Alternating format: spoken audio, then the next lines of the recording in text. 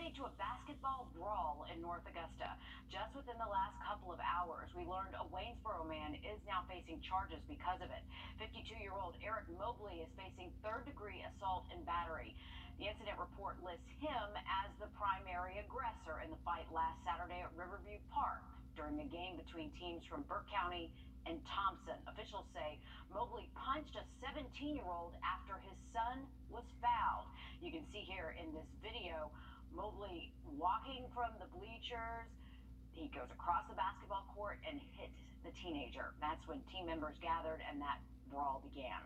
The report says officials and coaches separated the teams and cleared the gym. Mobley was booked in the Aiken County Detention Center this morning. He is expected to be in bond court today. Some new apartments planned for Washington Road are heading back to the drawing board. Just last night, we told you leaders approved a request to revisit those plans. The company behind the $28 million project will now rework some things. Our Brady Chapman joins us now live with the housing challenges Columbia County is facing. Brady. Well, Meredith, just behind me here are those apartments that you were talking about, Saddle Creek Apartments, and they were built as affordable housing units many years ago. But as you said, that company out of Atlanta was trying to flip those into upscale units and also build more nicer luxury buildings here on this property. But that is not going to happen as of now. They're reworking those plans and they're on hold. But as you mentioned, all of this is starting a conversation about affordable housing options in Columbia County. County government says it's not up to them who gets low-income tax credits to build affordable housing units. The state determines who gets that option. But we talked with real estate expert Drew May. He says affordable housing is very challenging to find west of Augusta in general. Rentals right now are up $100 to $150 a month. Townhomes, $200 or more a month. He says the competition is overwhelming. It just doesn't exist. The affordable housing is very, very challenging. The pressure on the inventory has been unbelievable, and that is expected to continue. Fort Gordon's not going anywhere. Cyber's not going anywhere.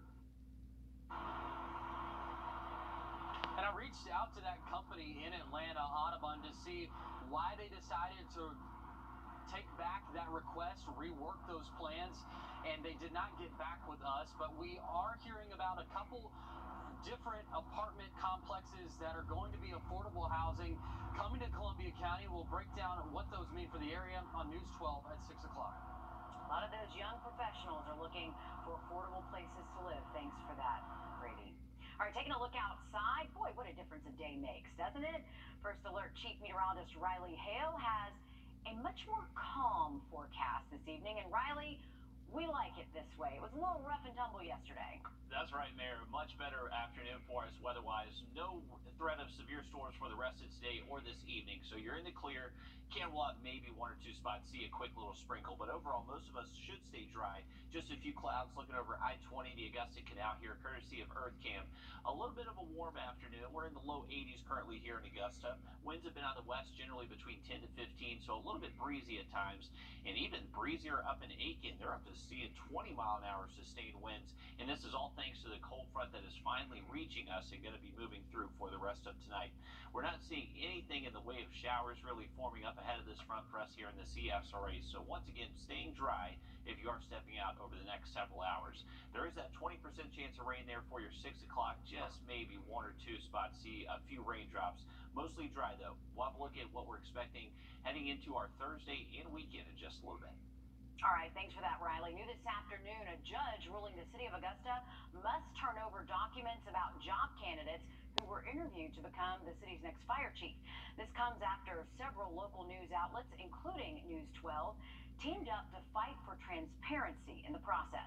Coming up on News 12 at 6 o'clock, we'll break down that decision and what comes next. Richmond County deputies are asking for your help finding these two missing teenage sisters. Take a good look. Officials say they are runaways. 17-year-old Elizabeth Reynolds and 15-year-old Anna Reynolds were last seen April 21st at Heathers Cove in Augusta. Authorities say they may be in Augusta or Millen, maybe with some friends in Burke County, or even with their mother in Jenkins County. If you've seen them, if you have any information, please call the number on your screen. President Joe Biden says he wants to see 70% of all American adults with at least one shot by July 4th, plus 160 million adults to be fully vaccinated. But to get there, the government is going to have to change how and where people get their shots. Skylar Henry has the details from the White House for us. CBS says it's now accepting walk-in appointments for COVID vaccinations at more than 8,300 stores. It's all part of the Biden administration's plan to vaccinate 70% of all adults by the 4th of July. That's right. We're going to make it as easy as possible for every American to get a vaccine. The administration is expanding access through pharmacies, pop-up clinics, and rural outreach. We have vaccine available to 90% of the population within 5 miles of where they live. But we need to actually do more than that because some people can't get to 5 miles. And they'll be offering incentives for people to get vaccinated as well. Sports leagues like NASCAR, NFL, MLB, Major League Soccer are also joining the effort by offering ticket giveaways, in-stadium vaccination programs, and discounts on merchandise. In addition to changing where people get vaccinated, the administration is also revising how it allocates vaccines to the states. 25 states are not currently ordering all of the vaccine doses available to them because of lower demand, and Arkansas didn't order any new doses last week.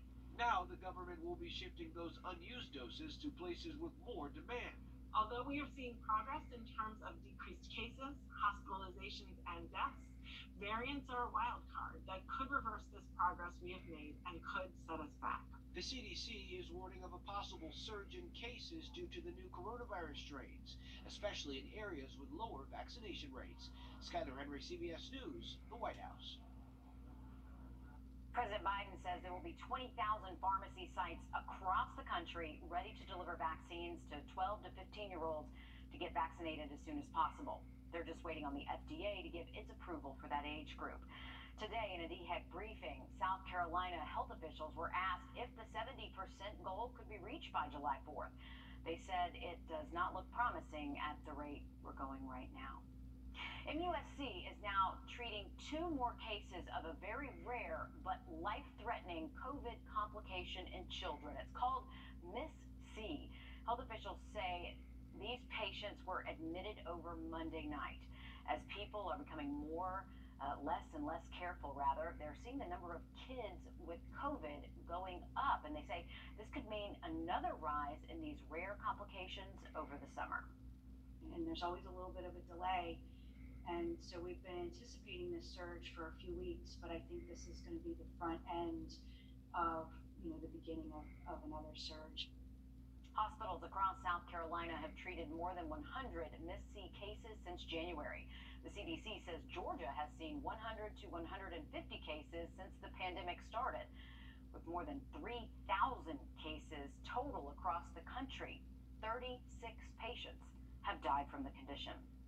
The Atlanta Hawks are working to get more fans inside the arena, and they've got a special section for NBA fans who've gotten the vaccine. They're filling 45% of their seats just in time for this year's playoffs. A special section for vaccinated fans covers all the seats within 30 feet of the court. That includes 500 seats in all. There will still be rules to sit in the section, but fans won't be required to social distance. The Hawks hope to be back to 100% capacity by the start of next season in the fall. Former President Donald Trump will stay suspended from Facebook and Instagram. That ban first came on January 7th after the attack at the Capitol. Facebook's oversight board upheld that decision today. That board says it agrees with Facebook's decision to suspend him, saying 2 of Trump's posts severely violated content standards, but they do say the penalty is too vague. The board is giving Facebook 6 months to come up with a clear and consistent decision. The board has found that the suspension of former President Trump was necessary to keep people safe, that the actions of the former president encouraged and legitimized violence and constituted what the board has termed a severe violation of the Facebook rules. President Trump released a statement saying it's, quote, a total disgrace and an embarrassment to our country. After a decade-long pause, the death sentences of 3 of the more than 30 inmates on death row could be carried out in South Carolina. If it is signed into law, a bill being debated in the State House would change the default from execution in the state from lethal injection Back to the electric chair.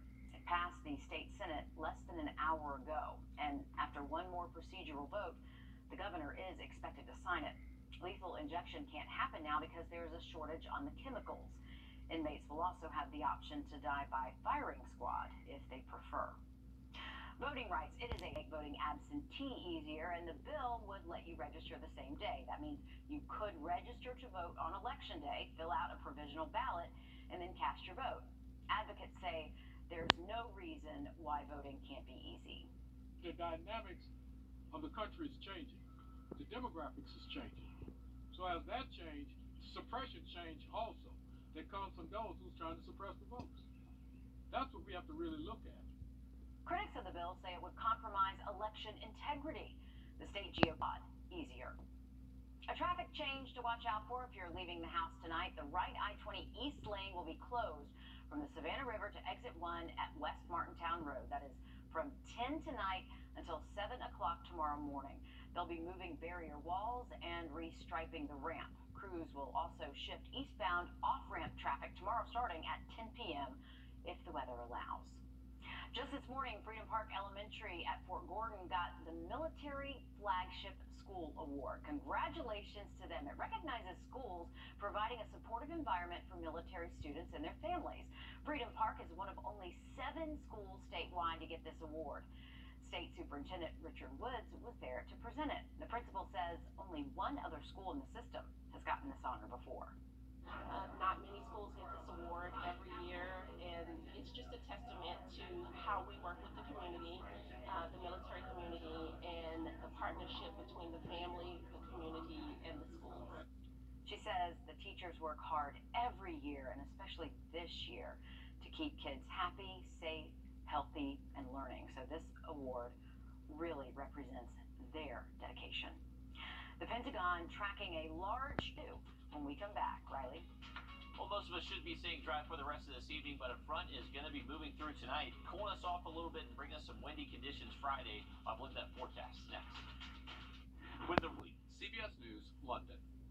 By the way, one of those jet packs for you or me would set us back about $400 grand, but Browning says the cost would be significantly less in a government contract. But Riley, so cool that this is even possible. It definitely looks like a movie. It really does. That is incredible video out there, and I'm ready for the affordable version to come out because I'd love to test it out.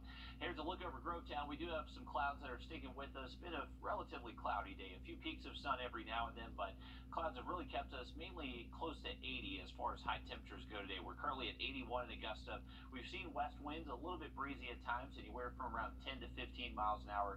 That is thanks to a cold front that will be moving through tonight. Still a little bit warm and muggy up ahead of this front. Most of us staying upper 70s, low 80s. But by late tonight, that rain, not really expected it, or we're not expecting rain tonight. But that front will move through tonight, drop off our temperatures into the mid to upper 50s. If you live north of Augusta, in town will likely stay in the upper 50s as well. Then the further south and east you go, a little bit better opportunity to stay into the 60s by early tomorrow morning. And then throughout the day Thursday, we're expecting most of the locations to get close to 80 degrees. There could be a few spots in our Carolina counties that do stay in the mid-70s. But for us here in Augusta, we are expecting most likely a high around 81 tomorrow afternoon. Now, looking at morning low temperatures, we are expecting some cooler than average mornings heading into the weekend. Waking up Saturday into the mid to upper 40s and still staying just a little bit below normal even into our Sunday. We actually just got our new climate normals, and so actually 54, I believe, is our new normal for this time of year. It was previously 51, so we did see a big jump in those overnight lows. Now, our car wash forecast is looking good if you need to knock that out with all the rain we've seen over the past couple of days. A few clouds sticking around Thursday, but we should see a good bit of sunshine tomorrow, too. On Friday, no need to worry about rain, but it will be fairly windy. Wind gusts or winds sustained between 15 to 20 miles an hour heading into our Friday afternoon. The weekend's looking pretty good. Upper 70s for your Saturday, staying mostly sunny into our Sunday as well. And then Sunday, for your Mother's Day, it does look a good bit warmer. Highs back above average into the mid to upper 80s. Past the weekend, that's when those rain chances do start to get back into the forecast, but get outside this weekend. It's going to be fantastic. Take Mom to do something fun and let her know you appreciate her. Absolutely. Good advice, Riley. If you need help paying for internet, the federal government has your back. We'll show you if you qualify coming up. Stick with us. I would maximize the value of your case. Big case or small, one call, that's all. Call 1-800-CALL-KEN. That's 1-800-CALL-KEN. I want my daughter to feel strong, to know that she can do anything in this world. Being a mother to twins has been the most beautiful and amazing experience of my life. You want to be a mother? One day. Time passes by so quickly. Cherish those moments. With everything that I do, I try to be a role model to my children. If you'd like some help paying the bills, the FCC is offering to pay part of your internet bill, and you might be surprised how many people will qualify for these benefits. The requirements, they're very broad, and they could even apply to you. Jamie Tucker explains how this benefit works and how to find out if you qualify. And this emergency broadband benefit is set up to keep people connected to the internet, which is critical with more people working from home and going to school from home. This FCC program will pay up to $50 a month of your internet bill and get you a discount of up to $100 on a computer or a tablet. And there is a very good chance you qualify. According to the FCC, households qualify if at least one person in the home received a federal Pell Grant in 2020, families that receive free or reduced price school lunches, and then this, which applies to millions of families. Any household that experienced a substantial loss of income since March of last year. And when you take into account job losses and furloughs due to the pandemic, millions will qualify. The only other requirement is that the household had a total income of less than $198,000. If you're a single filer, income can be no higher than $99,000. By some estimates, 90% of households earn less than $198,000 a year. You will have to provide proof that the information you're giving is correct, but circle that date on the calendar, May 12th. That's the day you can sign up for the emergency broadband benefits. That's What the Tech. I'm Jamie Tucker. All right, and he suggests maybe set a reminder on your smartphone because, yeah, that is when you can start filling out those requests. We will put the sign-up website on our website so that you can easily make sure that you're able to send that in there. Now, again, the Internet Fund runs out of money 6 or so months after the Department of Health and Human Services declares an end to the COVID health emergency, so just know that this isn't going to go on forever. Riley? Well, we have another rocket launch that we could possibly see heading into our Friday. We'll let you know more about it coming up after the break. When it comes to All nines, we look forward to serving you. Breaking news just into the newsroom. Another person has been arrested in the shooting death of an Aiken teenager last month. 18-year-old Joseph Copeland was shot while he was sitting in his car early April 25th. Officials previously arrested Reggie Jones in connection with that shooting. 20-year-old Kimonti Blocker was found today and arrested without incident. Well, we do another rocket launch that we can actually see here in the CSRA heading into our Friday evening. Friday at 7:58 p.m. There is going to be a launch from the NASA Wallops Center. This is up towards Virginia. For us, it looks like there's going to be a 60 to 90 second window to when we will be able to see it. So if you want to check this out, we should have clear skies Friday evening just after or just before sunset at 7:58 p.m. So the weather is looking much nicer over the next couple of days. By Friday, we are expecting windy conditions, but staying sunny and dry. Temperatures a little bit below average as well, rolling into the weekend. All right, sounds good. Thank you, Riley. Richard Rogers has joined me now in the studio. He will join us here on the news when we come back. Don't go anywhere. If you love them